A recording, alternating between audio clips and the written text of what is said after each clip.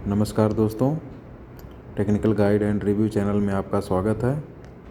एक बार फिर मैं आपके सामने smart and prime plus MPPT solar charge controller लेके हाजिर हूँ। ये MPPT चार्ज कंट्रोलर जो मैंने अमेज़न से परचेज़ किया है, ये 12 वोल्ट और 24 वोल्ट दोनों बैटरी को सपोर्ट करता है और इसकी रेटिंग 30 एम्पियर है। 30 एम्पियर कैपेसिटी का मतलब ये है कि आपका बैटरी में 30 एम्पियर ये देगा, ना कि सोलर पैनल से 30 एम्पियर लेगा। चलिए मैं आपको पहले बता देता हूँ कि मैंने इसका एक बार अनबॉक्सिंग पहले ही कर चुका हूँ, जिसका आप वीडियो आप मेरे चैनल पे देख सकते हैं। करीब 8 मिनट की वीडियो है। अब मैं आपको जो मेरा इंस्टॉलेशन के बाद जो मुझे वैल्यू मिले हैं मैं वो दिखाना चाहता हूँ। तो देखिए डिस्प्ले पे क्या क्या आता है। सबसे पहले welcome to smart and world, फिर इसका वेब एड्रेस आता है। इसके बाद ये क्या वर्जन है, इसमें देखिए ये जो वर्जन वाला पॉइंट है 2.6, ये चेंज होता रहता है और ये सिस्टम अपग्रेड होता रहता है। तो जो बाद में लिए हैं सामान उनका वर्जन बदलता रहता है। फिर किस टाइप की बैटरी हमारी सिलेक्टेड है और मैंने कितना DOD सेट कर रखा है ये है। और ये जो वैल्यू है ये मेरा करीब 2 बजे का वैल्यू हम दिखा रहे हैं आपको। इस टाइम में देखिए करीब सोलर का 14.9 और ये वैल्यूज मिल रहे हैं। मैं इसका एफिशिएंसी भी कैलकुलेट करके दिखा देता हूँ आपको। और ये दिखा रहा है कि बैटरी चार्ज हो रही है और मैंने तुरंत ही लगाया था, तो सेविंग यूनिट 0 दिखा रहा था। और मैंने मेंस को अभी तक कनेक्ट ही नहीं किया था सिस्टम में, तो इसलिए मेंस डिसकनेक्टेड दिखा रहा है। तो ये रहा मेरा 2 बजे के अराउंड ये जो वैल्यूज मिली मुझे। ठीक ठाक बरसात का मौसम था और लेकिन धूप थी छत पे। अभी मैं करीब 4 बजे शाम को जो सोलर से वैल्यूज आ रही हैं, सोलर पैनल से जो जितना वैल्यू का वोल्टेज और करंट आ रहा हो मैं दिखाना चाहता हूँ। तो आप इसको देखिए, अभी आपको पता चल जाएगा कि थोड़ा शाम के टाइम में भी, ये बरसात के टाइम में करीब जुलाई नहीं अगस्त के महीने में वैल्यूज ली गई हैं। ये 3-4 अगस्त की वैल्यूज हैं। तो आप देखिए करीब 14-15 एम्पियर ऊपर सोलर पैनल से आ रहा है। इसकी भी एफिशिएंसी मैं अभी अलग से एक उसमें करके दिखाऊंगा। ये देखिए मेरा 1 यूनिट तब तक जनरेट हो चुका था। चलिए दोस्तों, आपको एनर्जी एफिशिएंसी जो हमको अपने MPPT से मिल रही है वो मैं कैलकुलेट करके आपको दिखाता हूँ। ये पेज में मैंने ऑलरेडी कैलकुलेट करके रखा है।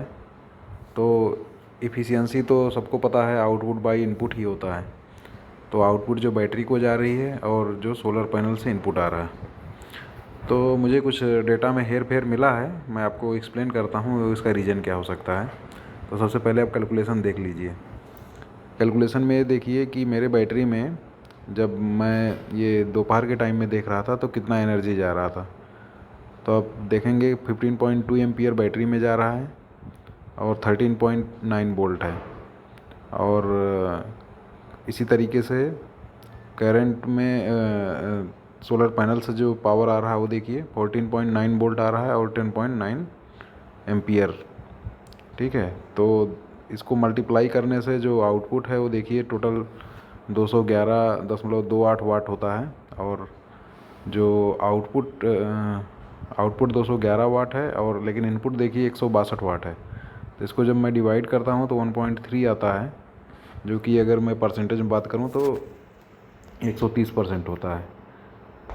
इसी तरीके से मैं जब शाम के टाइम का कैलकुलेशन देखता हूँ तो आप पाएंगे कि आप देखिए पहले करंट देख लीजिए एक बार ध्यान से कि जो करंट है वो 14.2 एम्पियर है और जो वोल्टेज सोलर से आ रहा है वो 13.2 है। इसी तरीके से बैटरी में जो वोल्टेज है वो 13.2 है और करंट जो बैटरी में जा रही है वो 14.6 है। तो आप देख रहे हैं कि जो सोलर का वोल्टेज है और बैटरी का वोल्टेज दोनों सेम दिखा रहा है, लेकिन जो करंट है वो बैटरी में ज़्यादा जा रहा है। तो इसको जब मैं मल्टीप्लाई इसी तरीके से करता हूँ तो 192 वाट जो है वो आउटपुट मिलता है और इनपुट मिलता है हमको 187.44 वाट। तो इसको भी जब मैं पूरा कैलकुलेट करता हूँ तो ये देखिए 103 आता है, जिसको परसेंटेज में कन्वर्ट करने से 103% बनता है। तो अभी आपने दोनों बार देखा कि आपको ज़्यादा एफिशिएंसी मिल रही है, 100 से ज़्यादा। तो इसका मतलब कुछ तो मतलब दिक्कत है इस कंट्रोलर में। अच्छा, पहले मैं आपको ये भी बताना चाहता हूँ कि जो एक कंपनी ने क्लेम किया है वो 94% का एफिशिएंसी, मतलब ग्रेटर दैन 94% एफिशिएंसी क्लेम किया है। तो ठीक है, 94% कोई ख़राब नहीं है। अभी जो नया मॉडल आ रहा है, आप अगर उसका कैटलॉग देखेंगे तो उसमें 94% लिखा हुआ है। तो अभी लेकिन किसी चीज़ का एफिशिएंसी 100% से ज़्यादा कैसे हो सकता है? मतलब जितना ले रहा है उससे ज़्यादा दे रहा है। इसके अंदर तो कोई जनरेटर लगा नहीं है अलग से। तो इसका रीज़न क्या हो सकता है? अब इसमें मुझे दो चीज़ लगती है। या तो इसके अंदर जो सेंसर्स लगे हैं जो वोल्टेज मेजर करते हैं और करंट मेजर करते हैं वो सही से कैलिब्रेटेड नहीं है। इसकी वजह से बैटरी का करंट ज़्यादा दिखा रहा है और सोलर का करंट कम दिखा रहा है। वैसे मैंने वोल्टेज को अपने मल्टीमीटर से चेक कर लिया था, तो मुझे वोल्टेज में कोई हेर फेर नहीं मिला। जो एग्जैक्ट वही वोल्टेज दिख रहा था जो कि हमको यहाँ पे दिख रहा था एमपीपीटी में। लेकिन करंट तो मेरे पास टंग टेस्टर नहीं था, इसलिए मैं नहीं चेक कर पाया। लेकिन अब एक रीज़न तो मैंने आपको बता दिया, कैलिब्रेशन सही से नहीं हुआ है। और दूसरा रीज़न जो आता है वो रीज़न हो सकता है इसका कि क्योंकि ये जो वैल्यूज़ हैं, आपने जब वीडियो में देखा तो ये वैल्यूज़ करीब 2 सेकंड 3 सेकंड के बाद आती हैं। मतलब पहले आपको वी सोलर आई सोलर दिखाएगा, तो इस केस में क्या होता है 2 सेकंड बाद बैटरी वाला करंट दिखाता है। तब तक सोलर का पैटर्न आपके छत पे हो सकता है, कुछ भी चेंज हो सकता है। मतलब बादल आ जाए, कुछ चिड़िया उसके सामने बैठ गई है, तो जो भी चेंजेज आएंगे उसके वजह से आपका वैल्यूज फ्लक्चुएट कर जाएगा। तो ये दो रीज़न हो सकती हैं। लेकिन मैं क्योंकि कंटिन्यूस ऑब्जर्व किया था तो मैं आपको एक चीज़ बताता हूँ। जो मैंने नोटिस किया है कि मैं देखता था कि हरदम जो हमारा बैटरी का करंट था वो मुझे मिला करीब करीब 0.2 के आसपास ज़्यादा रहता था। तो मुझे थोड़ा सा डाउट है इसके कैलिब्रेशन के ऊपर ही। लेकिन जैसे कि मैंने पहले केस में आपको दिखाया था, ये जो कि इतना ज़्यादा करंट में डिफरेंस आपको दिख रहा है 10.9 और 15.2, तो इतना ज़्यादा डिफरेंस तो मुझे लग रहा है केवल इसकी वजह से मिला है कि जो टाइम में डिफरेंस हुआ 2 सेकंड 3 सेकंड का, उस टाइम में सोलर का जो धूप है वो चेंज हुआ है इसकी वजह से। अच्छा, मैं एक और वीडियो बनाऊंगा, उसमें आपको बताऊंगा कि ये एमपीपीटी जो मैंने लगाया है ये लगाने से मुझे एडवांटेज ज़्यादा क्यों नहीं मिल रहा है, इसके एडवांटेज डिसएडवांटेज के बारे में, मतलब इसमें क्या क्या कमियां हैं, इसको कैसे दूर कर सकते हैं आप लगाने के टाइम में ही, और मैं एक अलग वीडियो में बताऊंगा। चलिए, मैं आपको अपने घर में जो पैनल लगाया है मैं उसके कनेक्शन के बारे में थोड़ा एक्सप्लेन कर देता हूँ।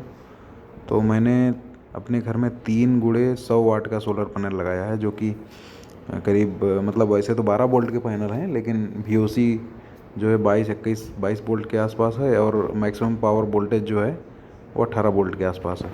तो तीनों को पैरेलल में कनेक्ट करके 4 mm² में मैं लेके आया हूँ करीब 15 मीटर दूर, और फिर इनको MPPT में कनेक्ट किया हूँ और MPPT में पॉजिटिव निगेटिव ध्यान देते हुए कनेक्ट किया हूँ, और इसी तरीके से बैटरी को भी पॉजिटिव निगेटिव ध्यान देते हुए कनेक्ट किया हूँ। और ये जो कि सोलर मतलब इन्वर्टर के पैरेलल में है, और AC पावर जो कि मैंने जैसे सर्किट में दिखाया वैसे कनेक्ट किया है। अब MPPT के जो इसमें एक फीचर है कि ये बैटरी कब तक चार्ज करेगा वो मैं आपको बता रहा हूँ। आप ये देखेंगे कि इसमें जो इसका मैनुअल है, या आप वेब पेज पे जो अमेजन पे जाके देखेंगे तो उसमें लिखा हुआ है कि जब बैटरी 14.5 वोल्ट पहुँच जाएगी उस टाइम ये आपके जो आपके इन्वर्टर में मेंस आ रहा है उसको डिस्कनेक्ट कर देगा। मेंस मतलब जो आपके घर में आपके यूटिलिटी मतलब कंपनी से बिजली आ रही है उसको बंद कर देगा, और आपका पूरा लोड इन्वर्टर पे चलने लगेगा। तो इन्वर्टर मतलब आपके बैटरी पे और जो सोलर पैनल से पावर आ रहा दोनों में मिला के। अगर सोलर पैनल टोटल कैपेबल होगा तो टोटल लोड उसी पे चलेगा, अदरवाइज़ थोड़ा बहुत बैटरी से भी पावर लेगा। लेकिन जब बैटरी आपका फिर डिस्चार्ज होगा, मतलब आपने जैसे DOD सेट किया, DOD मतलब डेप्थ ऑफ डिस्चार्ज है। मान लीजिए आपने उसको सेट किया है 12 वोल्ट 12.5 वोल्ट, जो भी आपने सेट किया है उसमें आपने जो सेटिंग में दिया है उसके हिसाब से जितना भी आपका सेटिंग रहेगा, जब वो अचीव कर जाएगा तुरंत फिर से आपका बैटरी मतलब सोलर मेंस को कनेक्ट कर देगा जो आपका MPPT है, और आपका बैटरी फिर से चार्ज होना शुरू हो जाएगा। तो इसमें जो है ये सिस्टम है। लेकिन एक चीज़ इसमें डिसएडवांटेज मिलता है जो मैं बता दे रहा हूँ कि इसमें जब 14.5 वोल्ट के आसपास आने में जो टाइम लगता है उस टाइम में बैटरी बहुत स्लो चार्ज होती है और आपका जो सोलर से पूरा पावर है वो यूज नहीं हो पाता है। ये जो नया टेक्निकल कैटलॉग है वो भी मैं आपको थोड़ा एक्सप्लेन करना चाहता था। तो अभी आप इसमें देख पाएंगे कि जो high PV voltage rating, maximum PV voltage rating है वो 50 वोल्ट हो गया है, जो कि अर्लियर 45 वोल्ट होता था और काफ़ी कंज्यूमर को शिकायत था। दोस्तों वीडियो काफ़ी लंबी हो चुकी है और अभी इसमें काफ़ी इन्फॉर्मेशन बताना बाकी है, तो मैं नहीं चाहता हूँ कि वीडियो और लंबी हो, इसलिए मैं इसको यहीं पे वीडियो ख़त्म करता हूँ। आगे एक वीडियो में मैं फिर इसके जितने एडवांटेज डिसएडवांटेज हैं और कंपनी क्या क्या इसमें इम्प्रूव किया है कुछ दिनों में पिछले, वो मैं एक्सप्लेन करूँगा। तो आप हमारी वीडियो को लाइक करिए अगर आपको पसंद आया हो, और अगर आप किसी अपने दोस्त को शेयर करना चाहते हो तो शेयर करिए। धन्यवाद।